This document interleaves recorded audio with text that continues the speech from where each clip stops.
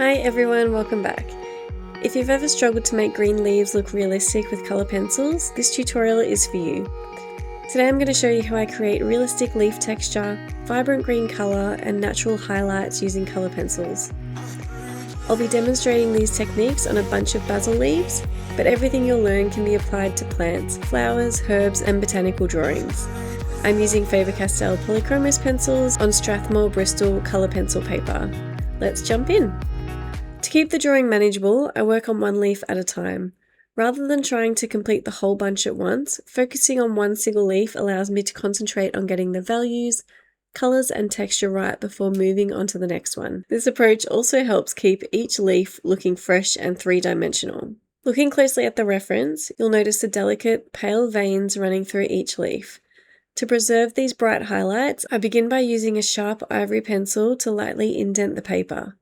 These impressed lines stay visible throughout the layering process and create beautifully crisp veins without needing to lift colour later. Next, I lightly apply ivory anywhere I can see a warm yellow, green tones before introducing May green to map out the overall colour and the darker sections of the leaf. As I work over the indented lines, you can already see those bright veins beginning to stand out. Every leaf contains far more than just green. Some areas have warm yellow tones, while others shift towards cool green greys.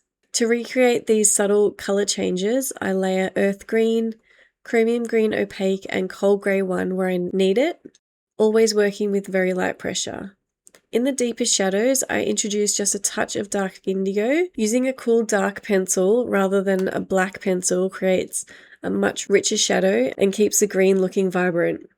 Throughout the process, I'm constantly comparing my drawings to the reference, making sure I preserve the brightest highlights while gradually building the darker values. Once the initial layers are complete, I blend everything together using Zest-It Colour Pencil Blender with a soft brush. This melts the pigment into the paper while keeping the colours smooth and soft, creating a solid foundation for the next layers. Once the solvent has dried completely, it's time to build even more depth. At this stage, one of the biggest tips is to put in some white waxy pencil. The brand I'm using is Holbein Soft White. Going over the lighter green colours gives the leaf that shine, and in the lightest highlight sections you can put some of this down just to exaggerate that white highlight section. Adding this next to the darker green tones is what makes it look realistic and gives it that 3D effect. Every leaf follows exactly the same process. I reinforce the veins, deepen the shadows with May green, earth green, and dark indigo, and continue layering until the leaf develops a natural three-dimensional appearance. Rather than pressing harder with the pencil, I simply add more light layers. This gives much smoother colour transition and allows the richness of the greens to develop naturally. Once all of the base layers are down, we can go in with our colour pencil solvent, blend it down and make it all nice and smooth. Once we wait for it to dry, we can go in and add more layers with our colour pencil. And then from the brightest highlights, I use a Holbein Soft White pencil to gently increase the occupancy of the lighter areas before blending them back into the surrounding greens when needed. As more layers are added, the leaves really begin to come alive. One of the biggest secrets to realism isn't using a lot of different colours. It's creating strong contrast between your lightest highlights and your darkest shadows. Those values are what give the leaves their realistic form and texture. So to complete something like this and follow along with the tutorial, for the leaves I only use 6 different pencils plus the soft white Holbein pencil.